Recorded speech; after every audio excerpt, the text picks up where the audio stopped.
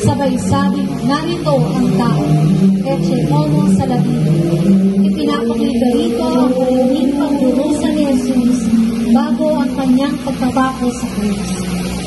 Ang larawang ito ay naging simbolo ng kawalang katarungan, sakripisyo at pagmamahal ng Diyos sa sangkatauhan. Ang imahe nito ng Ecce Homo ay nasa pangangalaga nito ni Rayakan at Panginoon.